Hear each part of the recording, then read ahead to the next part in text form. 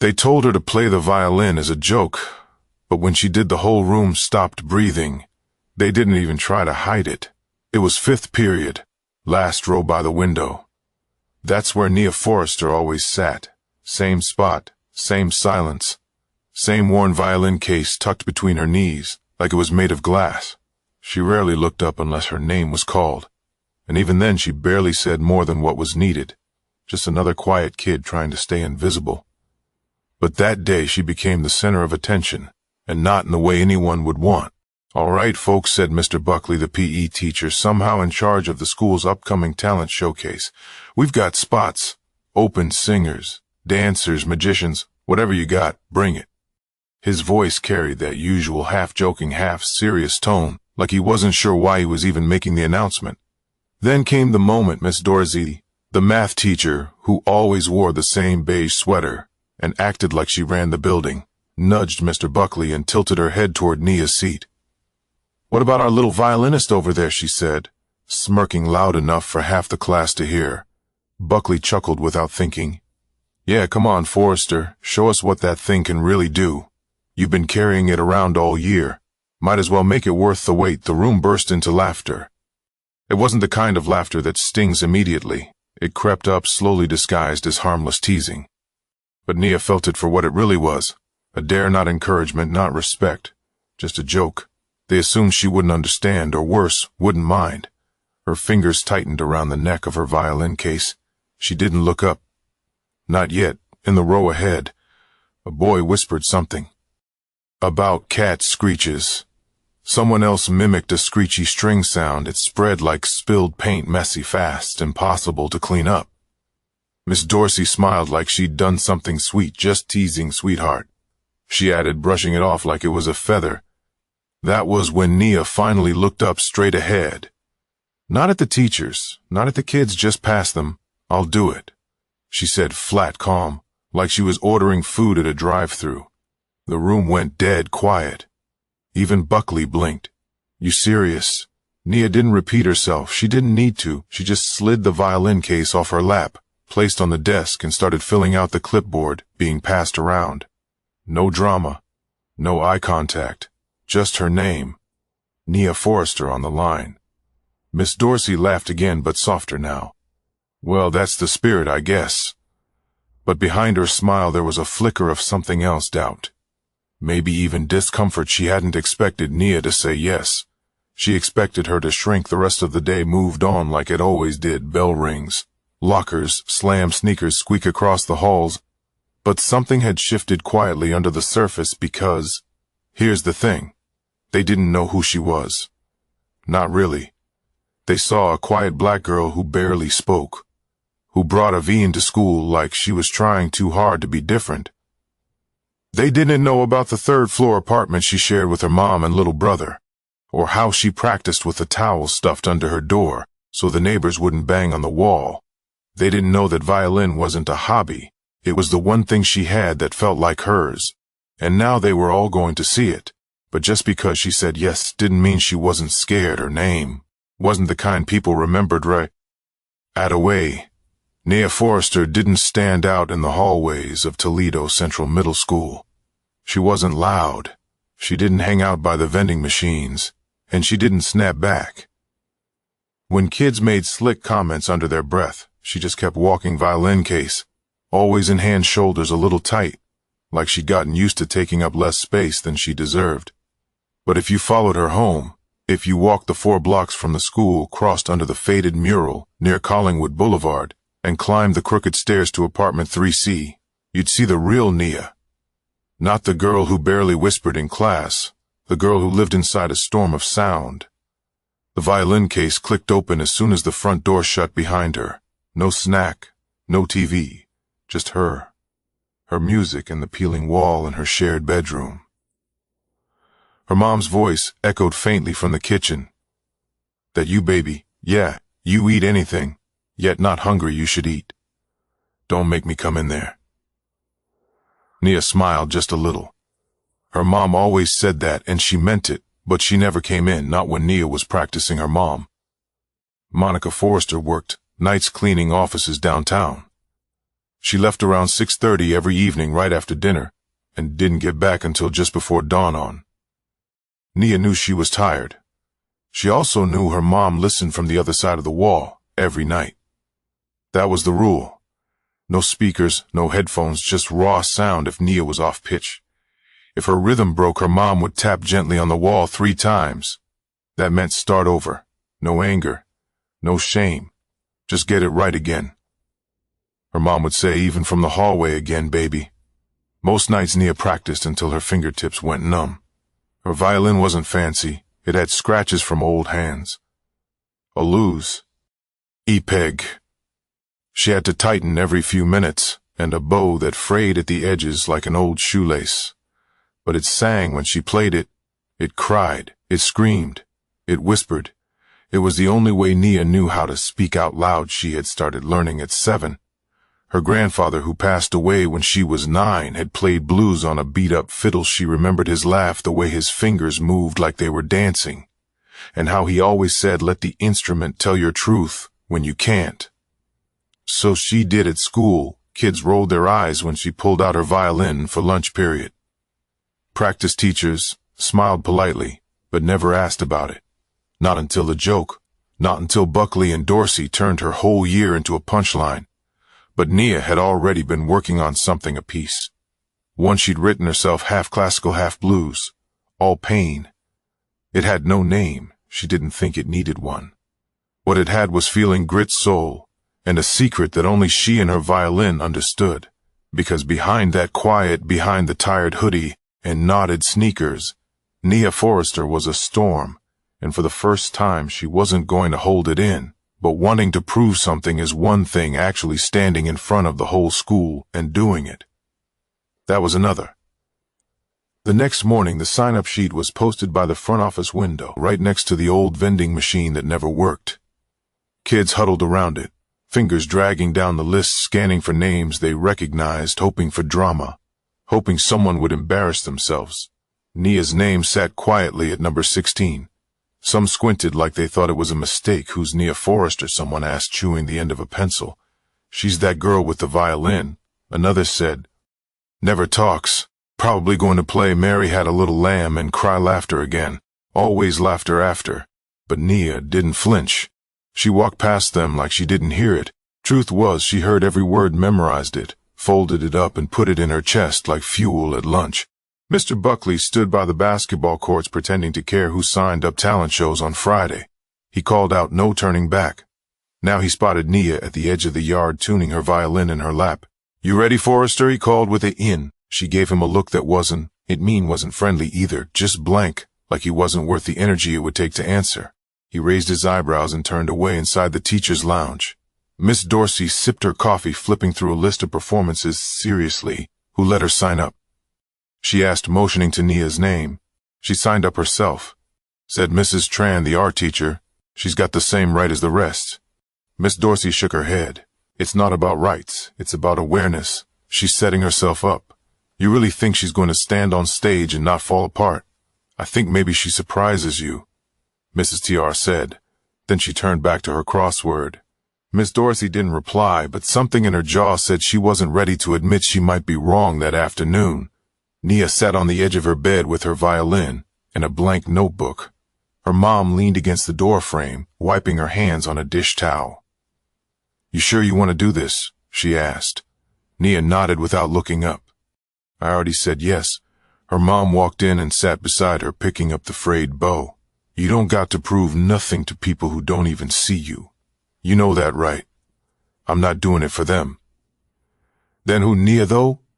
For a second, eyes drifting to the water stain on the ceiling. I guess me. Her mom smiled, pulled her close. Then do it right at school. Whispers grew louder as the week went on. Kids started making bets. Some said she'd chicken out. Others said she'd freeze a few. Even said maybe she could actually play, but still laughed when they said it. Only one person really talked to her, Malik, a soft-spoken 7th grader who played piano after school. He caught up with her near the library. You doing original or something famous? Nia blinked. Original. He smiled. Good. Do something they can't compare to nothing else. She didn't smile back, but she nodded once. That was enough. Friday came fast. The stage was set up in the gym, fold-out chairs, scuffed floors, squeaky mic. Parents would arrive later. But for now, it was students and teachers. Only one by one, the acts went up. Singers, dancers. A kid who told knock-knock jokes, the crowd clapped, some polite, some fake. Phones were out. Everything was being recorded. Everyone waited for someone to fall. Nia sat backstage with her violin across her lap, fingers tapping the wood like Morse code, number 16, her number.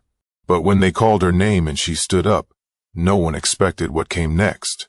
The hallway outside apartment 3C always smelled like old carpet and reheated noodles.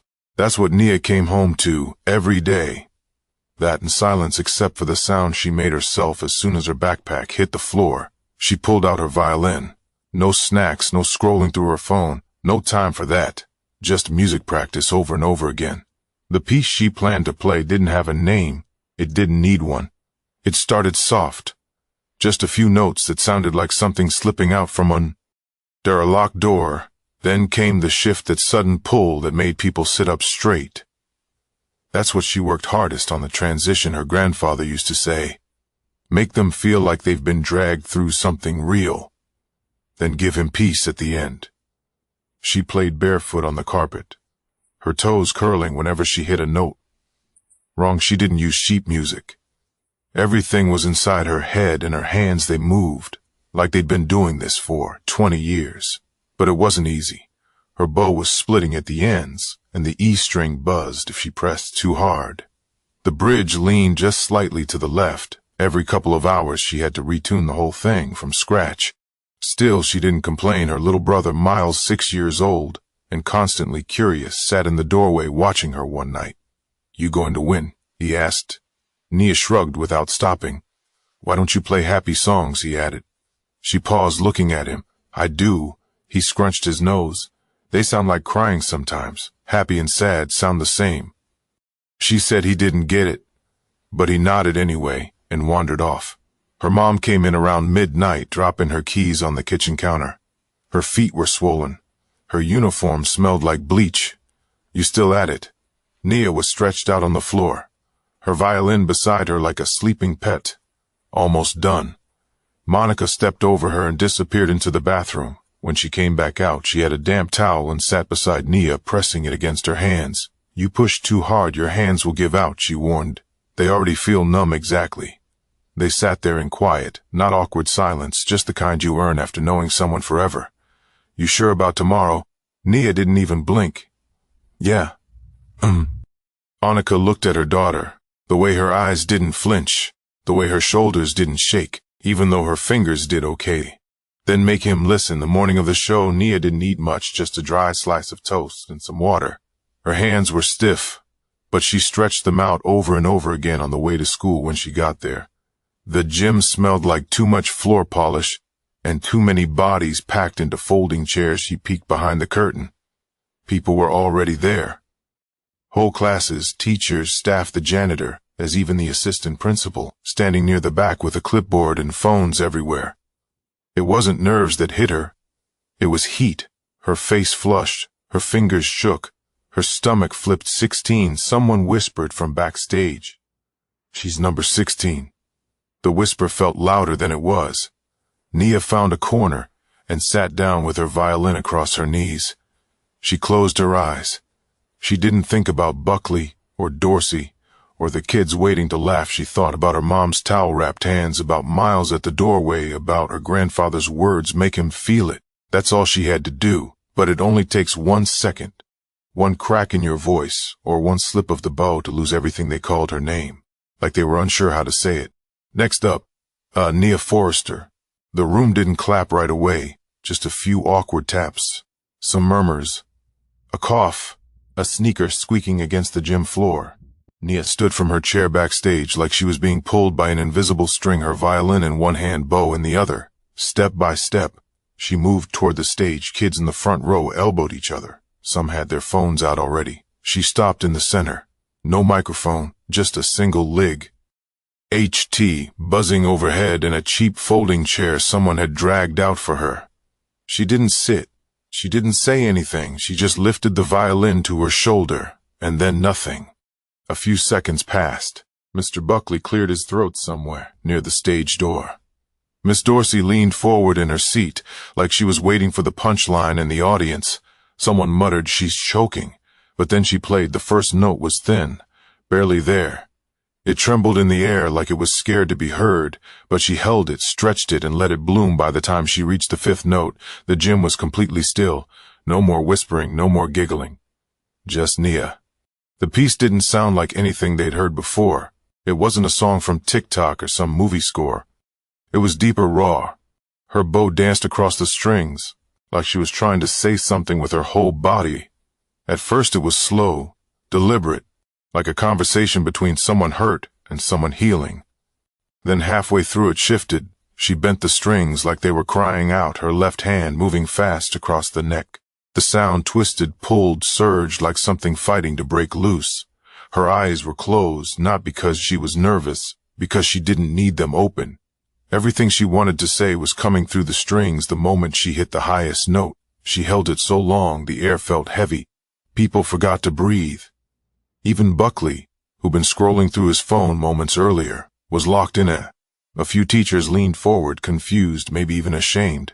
Dorsey didn't say a word. When the piece started to slow, Nia dragged the final note out like a thread. Unraveling it didn't fade. It lingered, and when it ended, she didn't move. She just stood there, still bowed down, violin resting against her chest like a heartbeat. The gym was dead quiet, and then slowly one clap from the back, then another, then a few more. Then the whole room. No one was yelling. No one was laughing. They were clapping like they didn't know how else to respond. Some kids looked down at their phones, ashamed. They'd even recorded her, expecting a train wreck.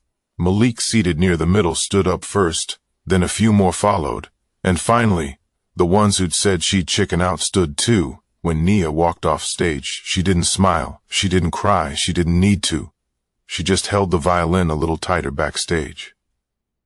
Buckley nodded at her, like he was trying to act like he'd always believed in her, but he didn't say anything, neither did Dorsey. She looked like she was chewing on her own silence. Mrs. TR met her by the water fountain and handed her a folded piece of paper. "You made them feel it," she said, soft. Nia opened it when she got to the hallway. It was just a short note. When they don't expect you to shine, shine anyway. Later that night, her mom was waiting by the front door. She didn't even ask how it went. She just looked at Nia's face and nodded. "You did it." "Yeah." "Did they listen?" "Yeah." Monica wrapped her arms around her and whispered into her hair. "I hope they never forget," but applause fades and the real change comes after the clapping stops. Monday came with overcast skies and the smell of wet pavement. The kind of weather that usually made people move slower, quieter. But not this time. As soon as Nia stepped through the school's front doors, something was different. People looked at her not with side eyes or smirks, but with curiosity, with respect. Some no. Deed, a few just moved out of her way. One girl even whispered, "That's her," like she was talking about someone famous. It wasn't fame, though. It was recognition, the kind Nia had never asked for, but now couldn't avoid. She walked past Mr. Buckley in the hallway. He tried to flash a friendly smile, phone still in hand. "Hey, amazing job Friday," he said, awkward. Nia gave a small nod and kept walking. Then came Miss Dorsey. She was standing at her door holding a stack of worksheets like always. For a moment she didn't say anything, just looked at Nia, like she was searching for a version of her she hadn't bothered to see before. "Miss Forrester," she said, "careful, can I have a word?" Nia stopped but didn't move closer. Dorsey cleared her throat. "I owe you an apology. What I said last week wasn't right." A long pause. Nia just looked at her. "I shouldn't have made assumptions. I'm still learning." Nia thought about saying something sharp, something she'd had locked and loaded since that first laugh, but she didn't. Instead, she looked her in the eye and said, "You should have seen me before Friday." Miss Dorsey blinked. That hit harder than a comeback ever could. Nia turned and walked away. She wasn't bitter, she wasn't angry, she was just done being ignored in the cafeteria. Malik slid her a carton of chocolate milk without saying a word. He grinned. "Next time we play a duet," she smirked, then rolled her eyes. "You're not ready." The sound of her laugh, even just that little bit, turned a few heads.